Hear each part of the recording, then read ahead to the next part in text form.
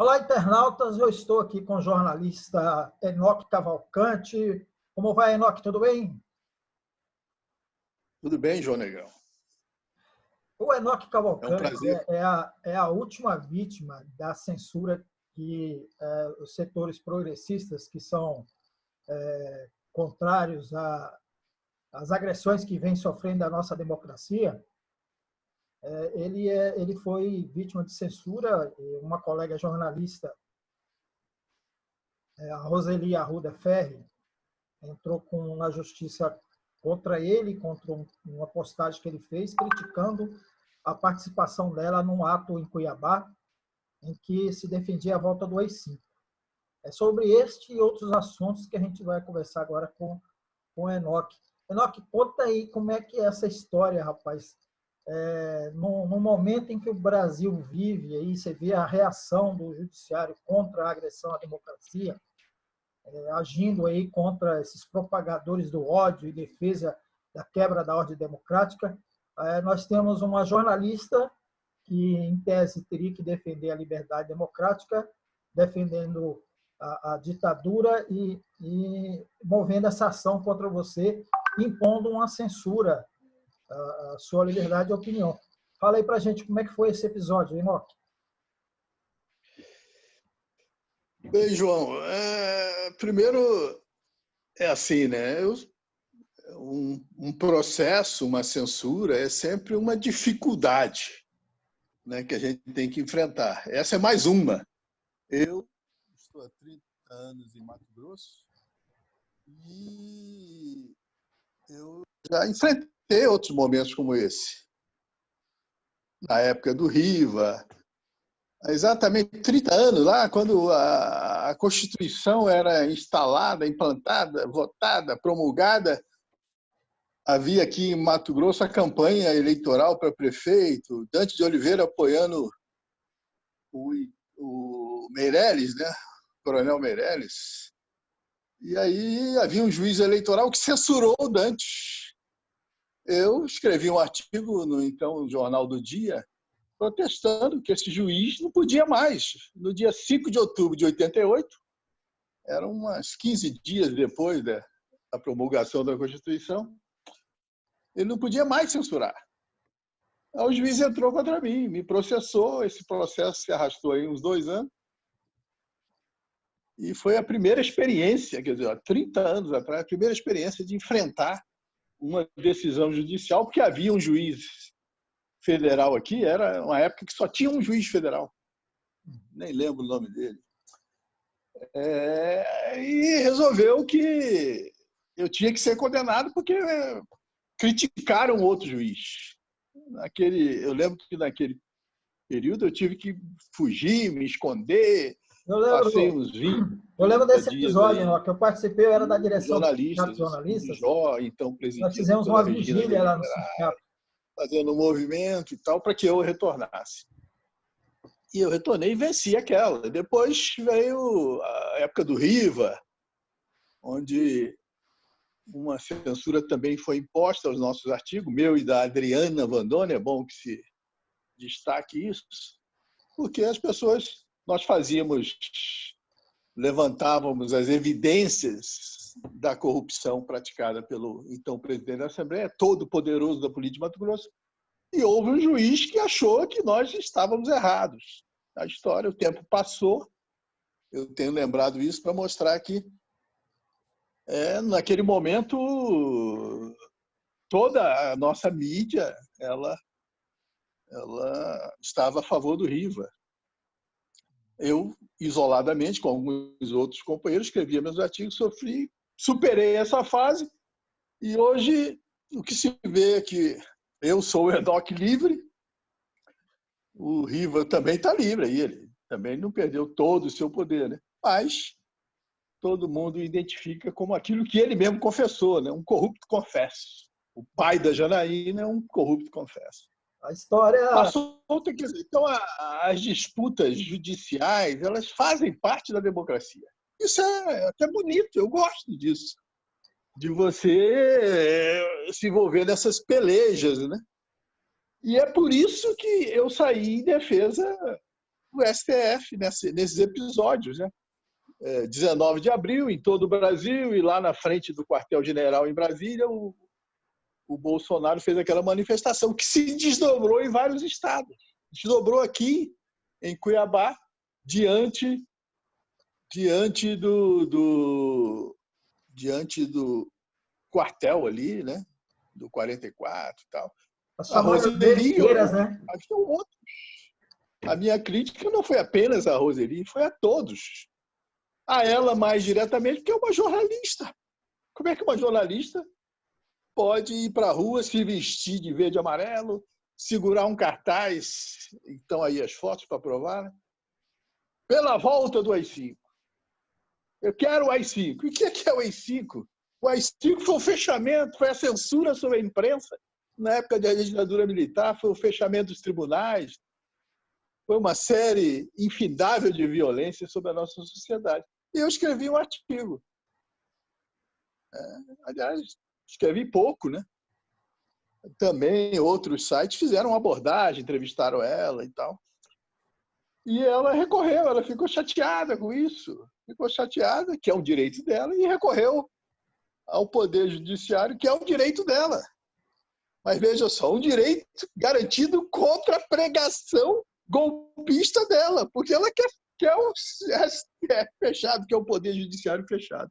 Se tivéssemos no AI-5 que ela defende, não teria. Aqui em Ela não Cuiabá, a juíza teria Maria chance, né? Aparecida Fago, do juizado especial, quer dizer, um pequeno juizado aqui, uma juíza que julga rotineiramente questões de consumo, atendeu, né, um pouco atropeladamente, porque ela, normalmente nos juizados especiais, a primeira fase é a conciliação.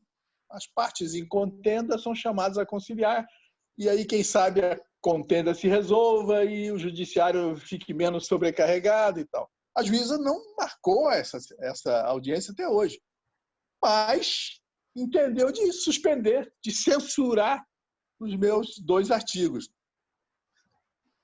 tanto no Facebook como no meu blog. E é isso que aconteceu. Desde segunda-feira, os artigos estão fora do ar e a gente está fazendo aí. Tem um advogado, o doutor Diogo Botelho, está preparando um recurso. Tem o apoio também de outros advogados, como o Flávio Ferreira, que está dando um apoio.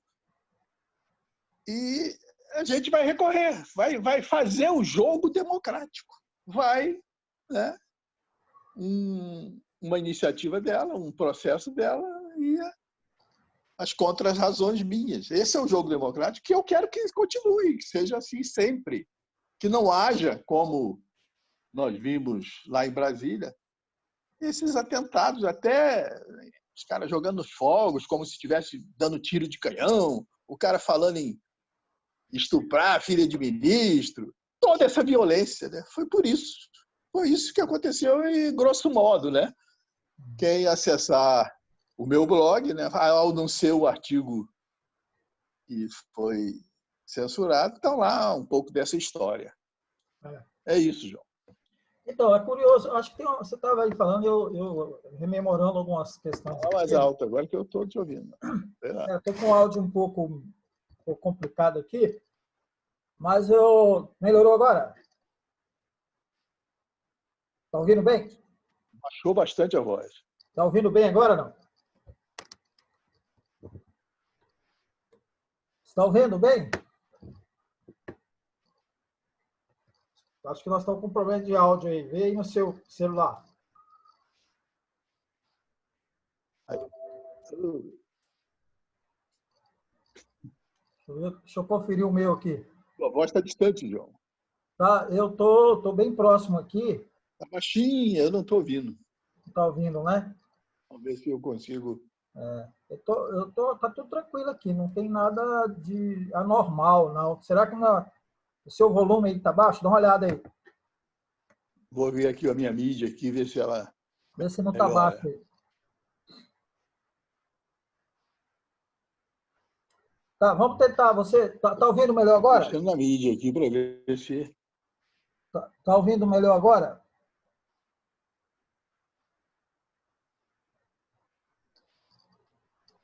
Opa! Agora congelou sua imagem. E agora, tá bom? Essa é a primeira vez que eu mexo com o Zoom, então Sem sei o problema não. som. Mas melhorou o áudio aí?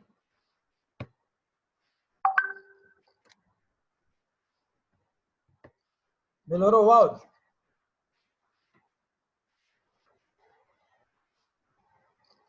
Tá? Você desligou seu áudio. Seu áudio está desligado. Melhorou! Voltou, João. Oh, bora lá. Voltou. Tudo bem. Ô, Enoque, eu estava analisando aqui, enquanto você falava, algumas situações, né? Esse absurdo da Roseli ter tomado essa atitude, né? A Roseli, jornalista. Jornalista, não gostar da crítica. Tá. O outro absurdo é ela querer a volta de um ato institucional que não permitiria nem que ela se manifestasse. É. Né? Outro absurdo é que a gente vive esse momento, como eu falei inicialmente, o Supremo nessa ação contra as pessoas que estão contra a democracia, né? A gente está vendo aí, inclusive, prisão de militância que prega inclusive atos de terrorismo contra o Supremo.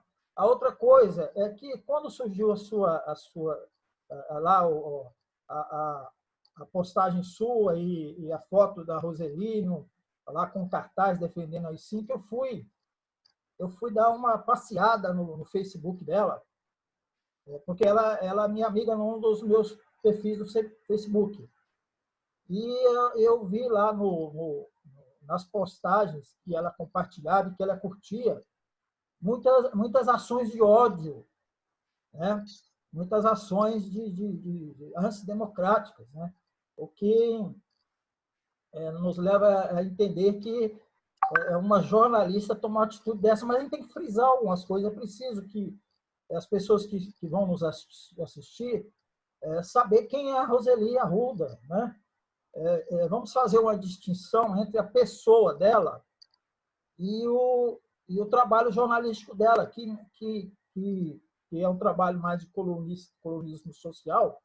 Não que o colunismo social seja uma coisa menor no jornalismo, não é. Tanto é que nós temos jornalistas, mulheres principalmente, já tivemos no passado jornalistas homens, colunistas sociais que faziam um jornalismo importante dentro do colunismo. E hoje nós temos a própria É só lembrar o Boechat, né? O Boechat começou como colunista social. Exatamente. Boechat é o ícone no campo masculino do colunismo social, do jornalismo de colunismo social. Mas nós temos a Mônica Bergman, nós temos Isso, atualmente é a Mônica Bergman. Isso. E nós temos a Edgar Anjo, né? A Edgar Anjo escreveu um texto agora recente, que é importante, que ela fala da separação do Ernesto Araújo, o chanceler. Aí, em princípio, para o jornalismo, o que interessa a separação? Mas quando você lê o texto dela completo, você vai ver que lá dentro, né, tendo como gancho a separação do ministro das Relações Exteriores, você tem um conteúdo jornalístico, político bombástico. Né? Eu recomendo até que se leia esse texto. O problema da Roseli não é isso. Eu estou dizendo a Roseli profissionalmente. O problema dela é a bajulação dos poderosos, né? Que é o clássico do mau jornalismo de colunismo social. Né? Ela é uma bajuladora dos poderosos. E esses poderosos estão nesse campo antidemocrático e fascista. Eu queria a sua opinião sobre isso. Não, perfeito. O colunismo social tem muito disso, né? Vive para bajular. E bajula ganhando, é bem remunerado. Os colunistas sociais são dos jornalistas mais bem pagos, né? Nós tivemos lá desde do Carlos Swan, Ibrahim Suede, né? Que era o bilionário e tal. Faturavam muito com essa bajulação e ela se desdobra por todo o Brasil. Mas nós temos aqui em Mato Grosso colunistas sociais Messias Bruxo, como o Romero, como o Tamires, que até prestaram solidariedade a mim nesse episódio, né? Em off e tal, sem publicar coisa, mas me ligam, me falam e demonstram no seu dia a dia uma crítica a esse sistema repressivo que se instalou no país nesses últimos anos. Eu, por exemplo, destaco muito a figura do Valdomiro Arruda, que ele está aí, está fazendo a coluna social, está na balação, está na boate, mas, ao mesmo tempo, lidera o movimento LGBT em Cuiabá e Mato Grosso, uma das regiões onde os gays são assassinados em grande número. O tempo passa, o tempo voa, e os viados, as lésbicas, as diversas, né, categorias aí do LGBT sofrem violências inomináveis nesse Mato Grosso. E o Valdomiro Arruda tem a coragem de, comandando a comissão aqui da diversidade em Cuiabá, ser organizador da Parada Gay e de diversas iniciativas para que exista mais democracia, mais liberdade, mais justiça nessa nossa cidade. É um colunista social da maior importância, o Valdomiro Arruda. Em face de quê? Em face dessa postura adotada pela Roseli Arruda, que não é uma postura, como você diz, dela, né? É uma postura da elite, né? Porque seria importante, e o advogado Paulo Lemos fez essa ação junto ao MPF, seria importante identificar todos que estavam lá, né? Quem é que patrocinou aquela manifestação de 19 de abril diante do 44? Que interesses têm essas pessoas em fechar o Congresso, calar a imprensa, calar o judiciário? Por que esse medo?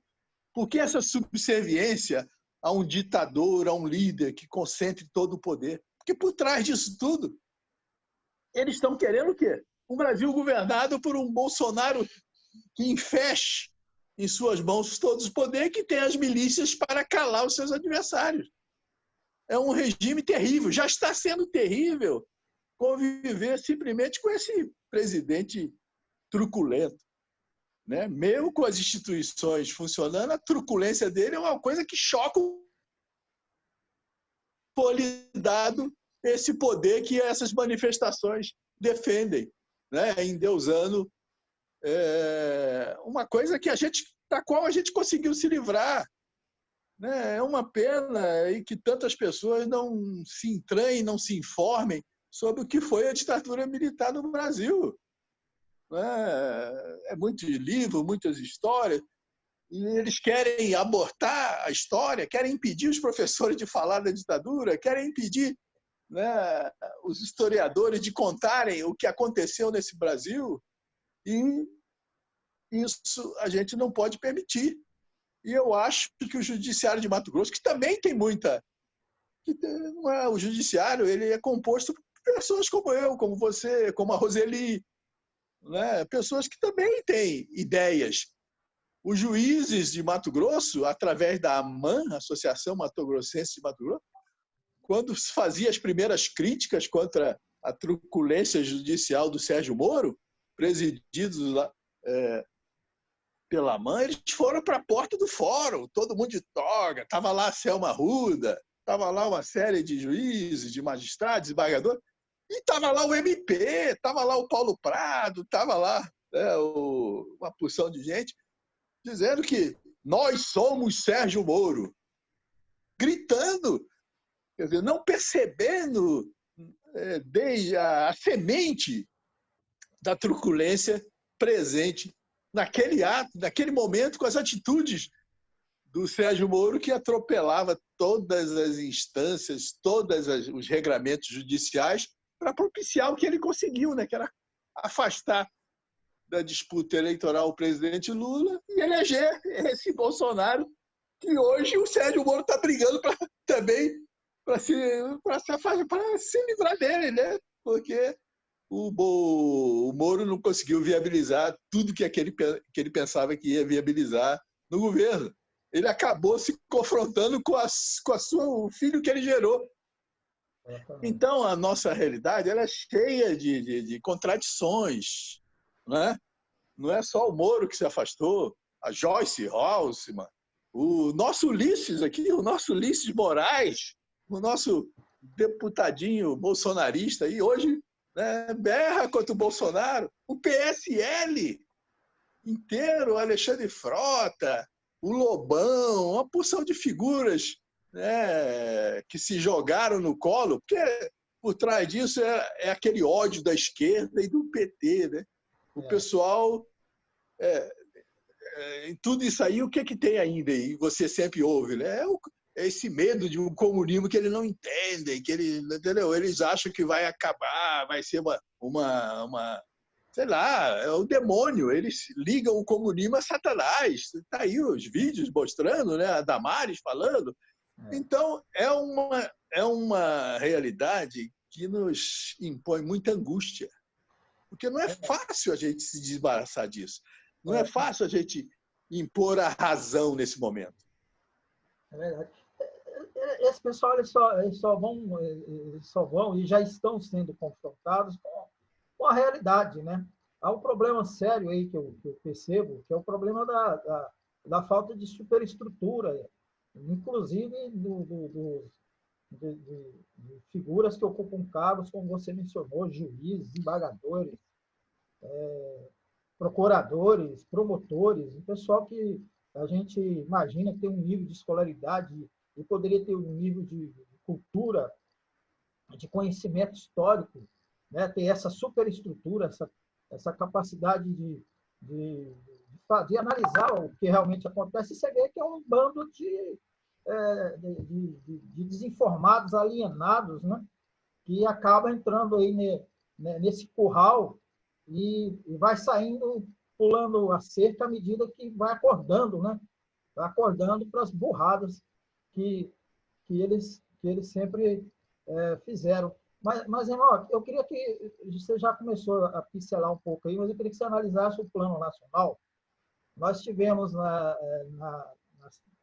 semana passada, ou início dessa semana, a censura contra o Aroeira, aquele cartunista Renato Aroeira, que fez a charge lá criticando o vídeo do Bolsonaro pedindo que seus seguidores invadissem hospitais, que é um crime isso, né? É um crime. Aí nós tivemos a prisão da Sara, chamada de Winter. E nós tivemos a ação aí do Supremo também em relação a 10 deputados e um senador bolsonarista. E hoje nós tivemos a prisão do Queiroz, que finalmente apareceu, né? Como é que você analisa aí esse momento aí diante desses fatos? Como eu disse, é uma realidade muito conflituosa. Quem sou eu, velho jornalista de 67 anos, jornalista aposentado, para sambarcar toda essa realidade e traçar um quadro definitivo? Eu dou minhas opiniões, evidentemente. E vejo que o STF, a direita tenta dizer que é tudo comunista, é um bando de...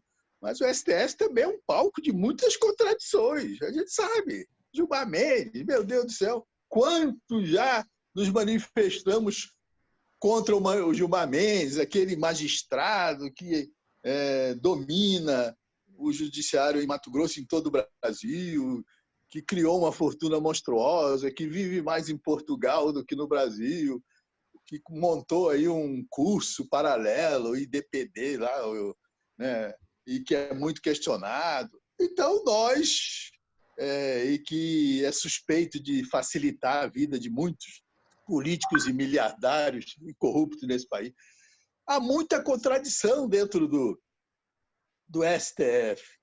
Evidentemente que a instituição ela finalmente está se impondo, finalmente, devido ao escândalo, à ameaça, à truculência dos bolsonaristas, eles se levaram a ter um afunilamento de posições e estão agora agindo para que a gente restabeleça o mínimo de decência, o mínimo de legalidade do país. eles estavam omissos. A gente via o Barroso fazendo umas atenuadas defesas do Bolsonaro, a gente via uma série de posições conflituosas, como foi o apoio da maioria do STF ao lavajatismo, né? Até que surgiu a imprensa, surgiu o Intercept, e a gente viu que o lavajatismo não era aquela moralidade toda que se fazia. Pelo contrário, era um atropelamento da legislação, dos regramentos processuais, enfim. Então, nessa realidade conflituosa, tem sido muito importante a persistência de quem resiste, a persistência de quem confia na justiça, a persistência de quem defende a liberdade. Caiu o seu áudio. Caiu o áudio. Opa, tem alguém ligando aqui, interrompendo a minha manifestação. Mas... Aí o som voltou a diminuir aí, já. Continua, cortou um pouquinho, pode continuar, não separou. A ligação aqui. Caiu o som. Tá bom. Mas voltando a falar, fechando as minhas considerações, eu acho que, mais do que nunca, nós estamos desafiados a nos organizar em nossas estruturas, né? O Sindicato de Jornalistas. O Sindicato de Jornalistas é uma entidade muito enfraquecida em Mato Grosso. Somos quase 1.000 e tantos jornalistas e só tem 50, 100 que sustentam esse sindicato. E aí os patrões fazem o que querem, né? Abastardam os ganhos da maioria dos jornalistas e fazem um seguidismo aos governos, que é um absurdo. Isso que está acontecendo na Assembleia de Mato Grosso, um presidente reeleito 3 vezes, isso mereceria um questionamento, né? O caso do Botelho, as atitudes do governador Mauro Mendes, suspendendo aí o ganho dos professores interinos, obrigando 10.000 professores a viver em situação de miséria.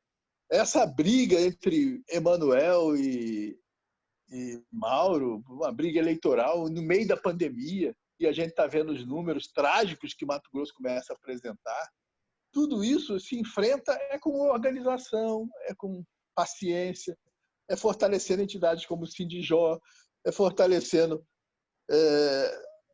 as associações, os movimentos sociais, né? E nós precisamos, né, com todas as dores que nós enfrentamos, continuar com essa pregação, que para os problemas da democracia, a gente precisa exigir que exista mais democracia, que as vozes sejam mais ouvidas.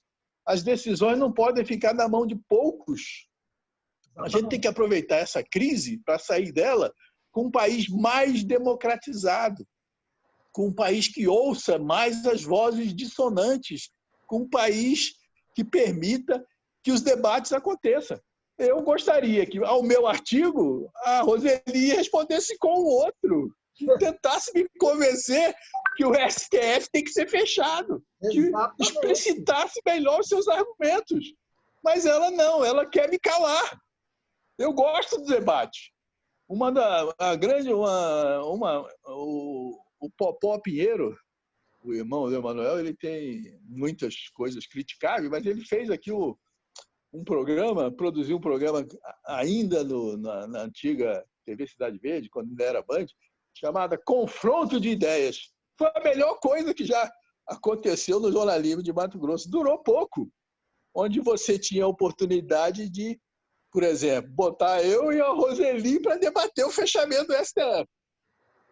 Entendeu? Ali, 1 hora falando e tal. Por que não isso? Por que tem que convocar a juíza Maria Aparecida Fago para me censurar? Por que não debater? Por que não aqueles que estavam lá no 44, não vamos para um grande plenário junto, debater com os movimentos sociais e partidos políticos de Mato Grosso? Essa é a proposta dele, de que o Congresso tem que ser fechado.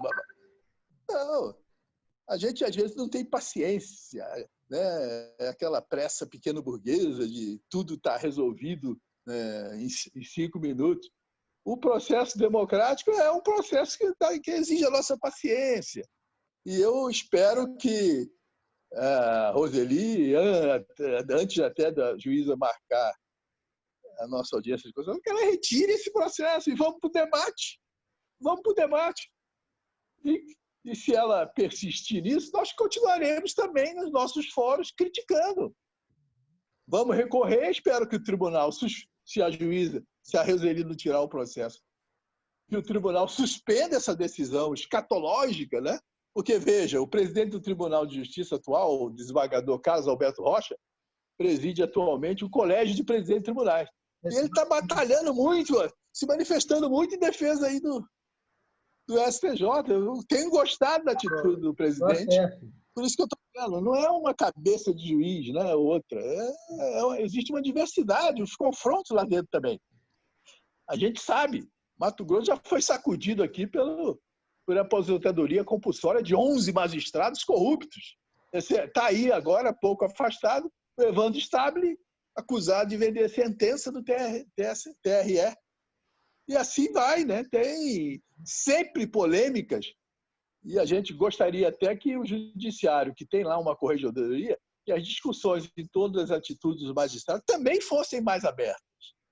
E que acabasse esse privilégio de quem é corrupto no tribunal, a pena máxima é ser aposentado e continuar ganhando esse salário maravilhoso que os magistrados ganham. Imagina, 70 mil, 50 mil reais diante da realidade de nós jornalistas.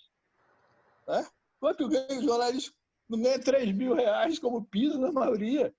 Um magistrado aqui, todo charlando, né? Teve um magistrado aí que ganhou destaque nacional, ganhou 500 mil no mês. E ele ficou chateado quando fizeram crítica. Meu Deus do céu, João. É difícil. Enoque, agradeço você pela entrevista e manifesta aqui a minha... Fala e o som sobe um pouco, João. Oi?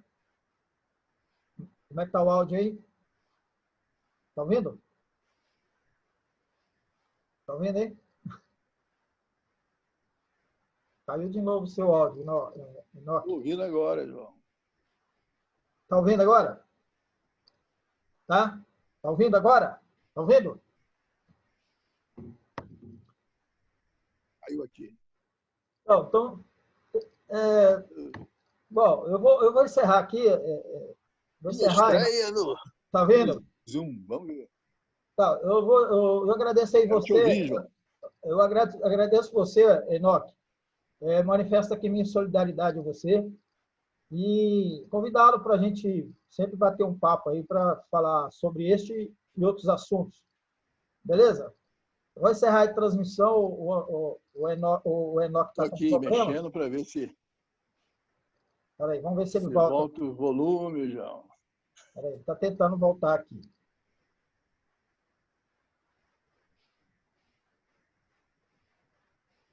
Não está conseguindo. Conseguiu? Não está conseguindo. Vamos encerrar. Eu acho que a gente já tratou bem o assunto e não vamos esgotar. Vamos voltar em outra transmissão com ele, em outra entrevista. E convidá-lo para que a gente possa conversar pelo menos uma vez por semana. Não deu? Sem problema, Enoque. Um abraço.